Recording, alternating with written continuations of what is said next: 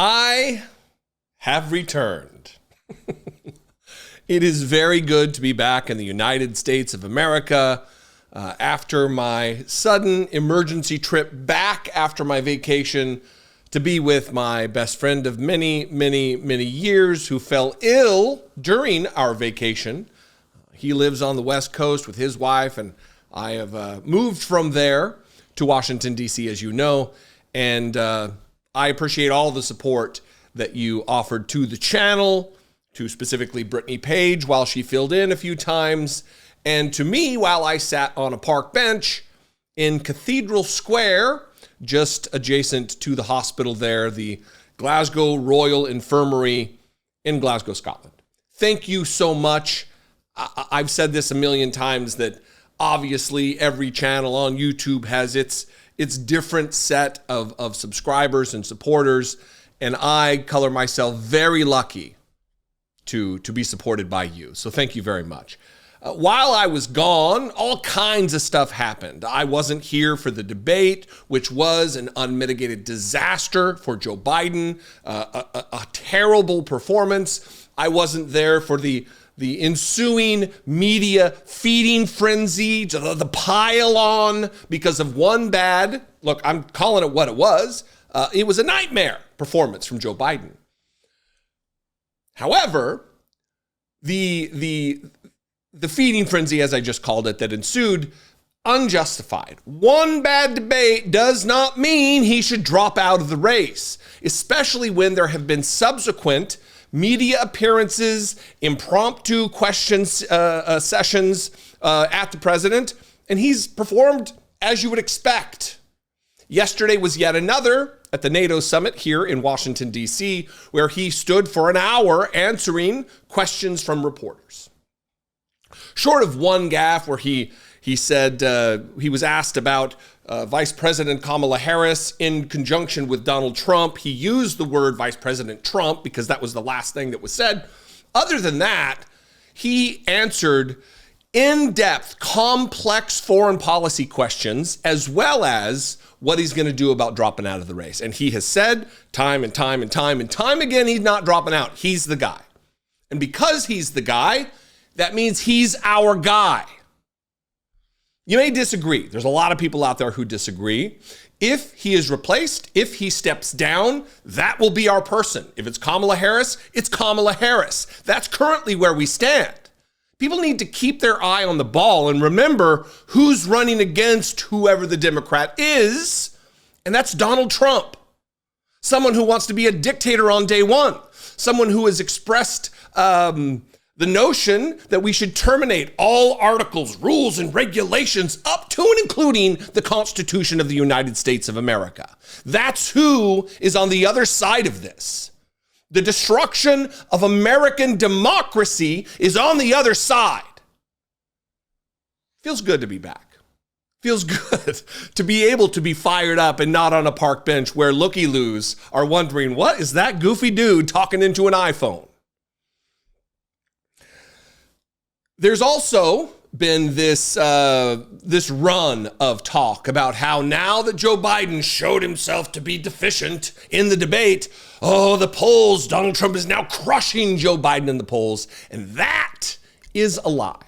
While most of the media is complicit in trying to get Donald Trump reelected, up to and including Jake Tapper, Dana Bash, not giving any pushback, any fact checks to the litany, the series, the plethora of lies told by Donald Trump, disgraceful performance by them and by other media outlets.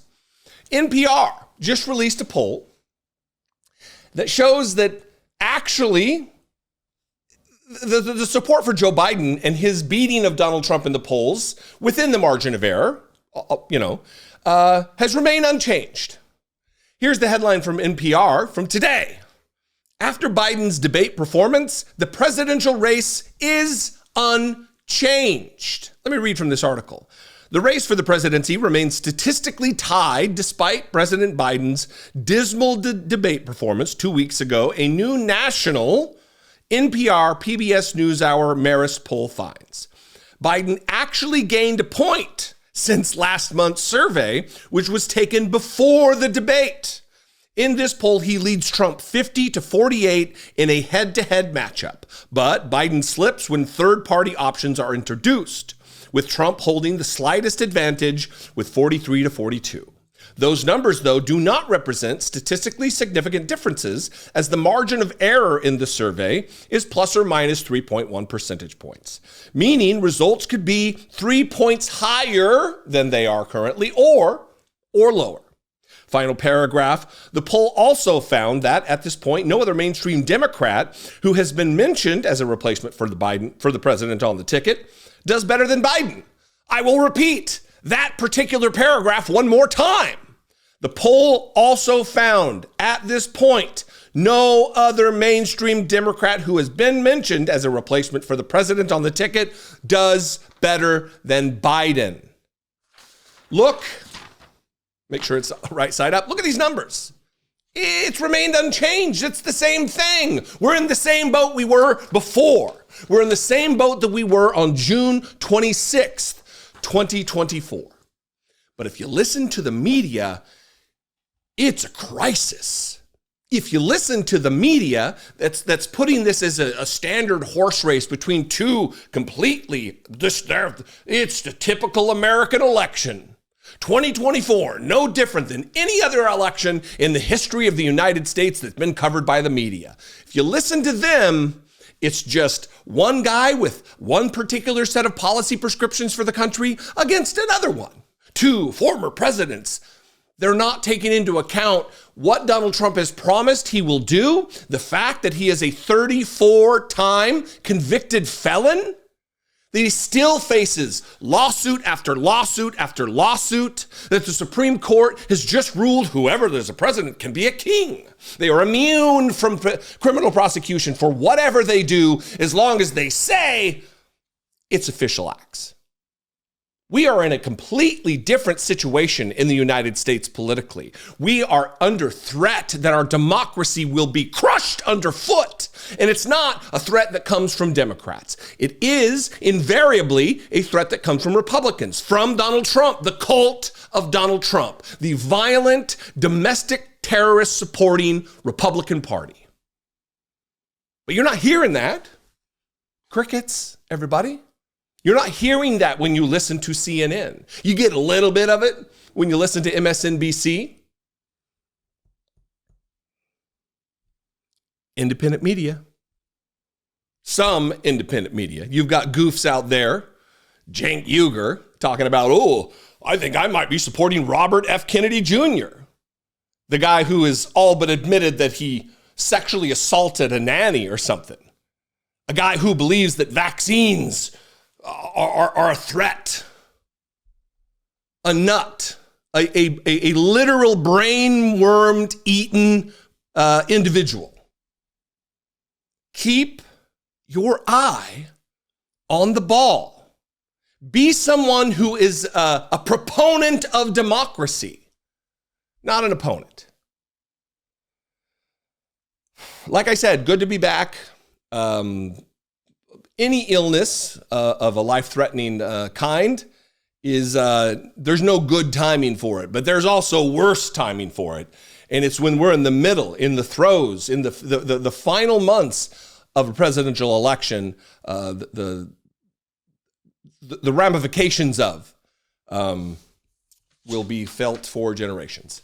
I love and appreciate you. Thank you so much. I want to hear from you on this. You can leave a comment below. We can talk about it there. You can also leave me a voicemail, 714-576-4054. And as always, you can email me the old-fashioned way, daily@dollemore.com. Look, I know there's many of you who disagree with me on this. That's okay. Don't mistake my passion and my bombacity for the fact that I believe that I'm absolutely correct, and if you disagree with me, you're just wrong and you hate America. I don't believe that. I know you love America. I know you want what's best for America. I know you want the continuation of democracy in America. I know you're an opponent of Donald Trump, and I hope you know that about me. And if we just have a divergent opinion about this, That's okay. As long as we're fighting for the same goal, we got to give each other the benefit of the doubt.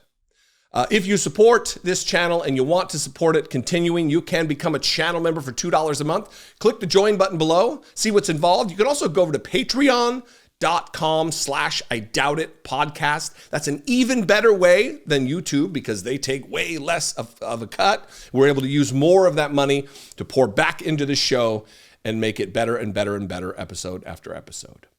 I appreciate you very much. I'd love to see you on social media. I'm at Dollemore, and I'm going to see you next time. Again, thank you for all your support and your loyalty during these tough times. I'll see you next time. As always, be genuine. Take care of one another.